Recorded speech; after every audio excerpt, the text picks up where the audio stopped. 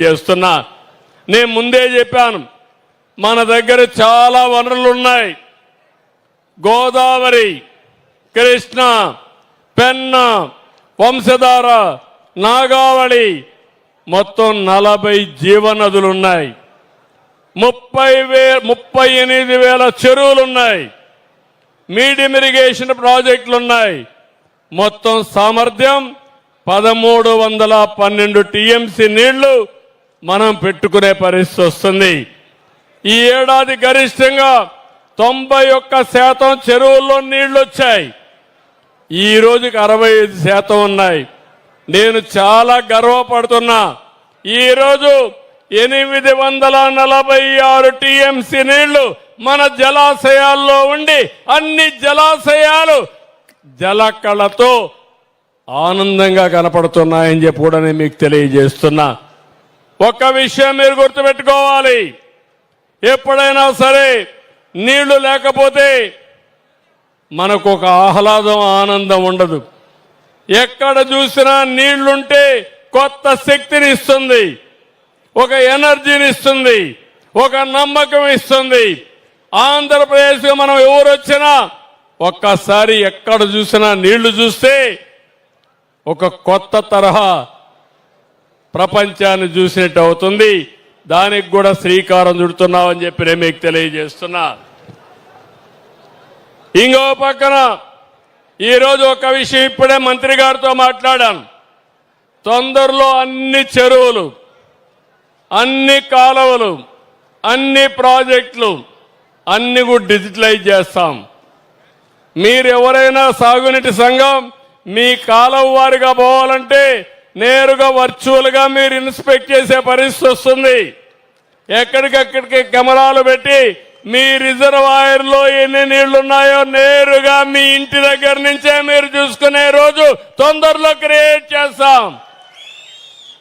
కాలువల్లో కూడా నీళ్లు రిలీజ్ చేసినప్పుడు ఎప్పుడు నీళ్లు వస్తున్నాయో అవన్నీ కూడా చేసే పరిస్థితి తీసుకొస్తాం. ఈరోజు ఇంకొక విషయం మీరు గుర్తుపెట్టుకోండి, పోలవరం ఈ రాష్ట్రానికి ఒక జీవనాడి. అలాంటి జీవనాడిని భ్రష్టు పట్టించారు, గోదావరిలో కలిపేశారు. డయాఫామ్ వాల్ని పూర్తిగా సర్వనాశనం చేసి 440 కోట్ల రూపాయలతో పూర్తి చేసిన డయాఫామ్ వాల్ని మళ్లీ కొత్త డయాఫామ్ వాల్ ఏర్పాటు చేసి 1000 కోట్లు అయింది. ఈ విషయం మీరు గుర్తుపెట్టుకోవాలి. ఒక దుర్మార్గమైన పాలనలో జాగ్రత్త తీసుకోకుండా పోయిన దానివల్ల 440 కోట్ల రూపాయలతో అయిపోయేది అదనంగా 1000 కోట్లు అయింది. టైం కూడా ఎక్కువ అయింది. కానీ ఏది ఏమైనా పూర్తి చేయాలనే సంకల్పంతో కేంద్రం ఇచ్చిన పూర్తి సహకారంతో పోలవరాన్ని పూర్తి చేసి పుష్కరాల కంటే ముందు పోలవరాన్ని జాతికి అంకితం చేస్తాం. 2027 జూన్ కంటే ముందు మీరు పోలవరం కళ సాకారం అవుతుంది. అది చేసే బాధ్యత కూటమి ప్రభుత్వానిది. పోలవరం అవన్నీ చేద్దాం. పోలవరం పూర్తయితే అక్కడి నుంచి నదుల అనుసంధానం. ఈరోజు కృష్ణాకు నీళ్లు వచ్చాయి, 10 ఏళ్లుగా వచ్చాయి.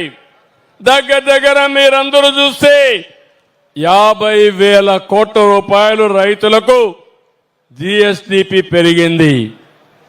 ఈరోజు ఇంకో పక్క పోలవరం లెఫ్ట్ మెయిన్ కెనాల్ పూర్తి అవుతుంది. మార్చి లోపల పూర్తి అవుతాం.